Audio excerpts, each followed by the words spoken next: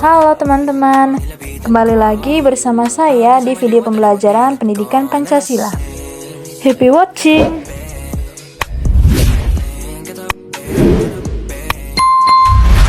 A few moments later. Kali ini kita akan mempelajari tentang dinamika dan tantangan Pancasila dalam arus sejarah bangsa Indonesia. Pancasila merupakan sebuah dasar falsafah negara kesatuan Republik Indonesia dan menjadi dasar serta ideologi negara yang menjadi pandangan hidup bangsa Indonesia sebagai kekuatan untuk persatuan dan kesatuan dan menjadi bagian dari pertahanan bangsa dan negara.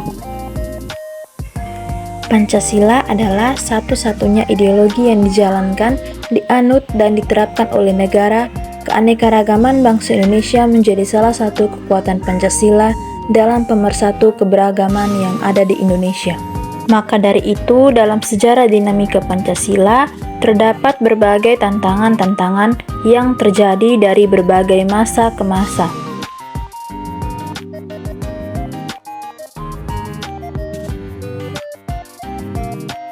Kita masuk yang pertama, yaitu era awal kemerdekaan.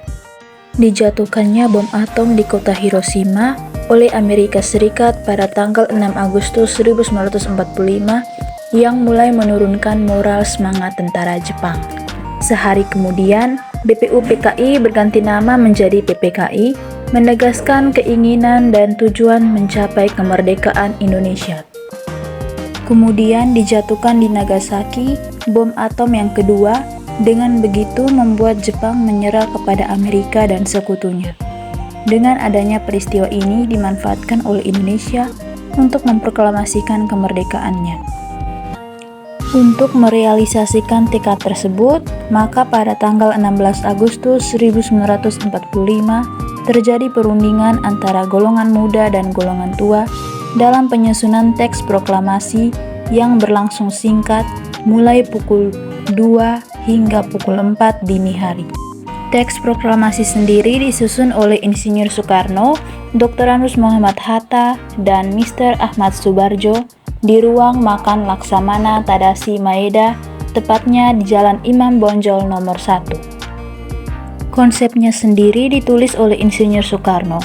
Soekarni dari golongan muda mengusulkan agar yang menandatangani teks proklamasi itu adalah Insinyur Soekarno dan Dr. Anus Muhammad Hatta atas nama bangsa Indonesia.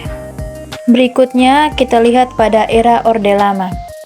Masa Orde Lama terjadi selama 20 tahun lamanya, dimulai sejak proklamasi kemerdekaan Indonesia pada tahun 1945 hingga berakhir di tahun 1966. Orde Lama terjadi pada 3 periode berbeda, yaitu periode 1945 sampai 1950, periode 1950 sampai 1959, serta periode 1959 sampai 1966. Di tahun 1945 sampai 1950, Indonesia sebagai negara peralihan dari bangsa terjajah menjadi bangsa yang merdeka, menjalani proses adaptasi penerapan ideologi bangsa, yaitu Pancasila. Beberapa masyarakat ada yang setuju dan sebagian merasa keberatan. Kemudian di tahun 1950 sampai 1959, sistem demokrasi berhasil diterapkan melalui pemilu 1955 yang dilakukan untuk memilih anggota konstitusi. Akan tetapi, para anggota yang terpilih tidak dapat menyusun UUD seperti yang diharapkan, sehingga pada tanggal 5 Juli 1959, Presiden Soekarno mengeluarkan Dekrit Presiden 1959 untuk membubarkan konstitusi dan membatalkan UUDS 1950 menjadi UUD 1945. Pada periode 1959 sampai 1966, Soekarno selaku presiden mengubah sistem pemerintahan menjadi sistem demokrasi terpimpin. Selain itu, presiden memperluas peran militer dalam unsur politik dengan menggabungkan Polri dan TNI menjadi ABRI atau Angkatan Bersenjata Republik Indonesia. Selanjutnya kita lihat pada era Orde Baru. Masa Orde Baru merupakan tatanan kekuasaan yang berada di bawah kepemimpinan Presiden Soeharto. Era tersebut berlangsung selama 32 tahun, menggantikan masa Orde Lama. Pada masa Orde Baru, segala bentuk kehidupan masyarakat Indonesia mengalami kemajuan, seperti inflasi menurun dan mata uang nasional yang stabil. Awalnya masa ini untuk menata kembali kehidupan bermasyarakat, berbangsa dan bernegara berdasarkan Pancasila dan Undang-Undang Dasar 1945. Namun, pemerintahan tersebut dinilai tidak konsisten dalam melaksanakan cita-cita awal Orde Baru.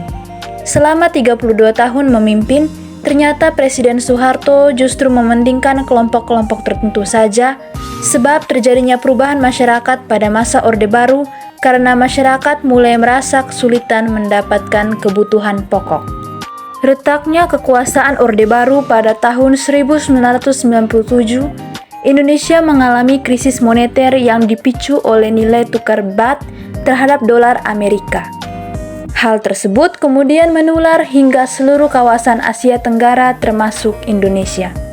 Setelah itu, pemerintahan Orde Baru mulai retak juga dikarenakan oleh penerapan sistem sentralistik dan militeristik, di mana pemerintah mengabaikan kemampuan unsur masyarakat dan bangsa. Selanjutnya kita lihat pada masa reformasi. Gerakan reformasi terjadi atas tuntutan rakyat kepada pemerintah.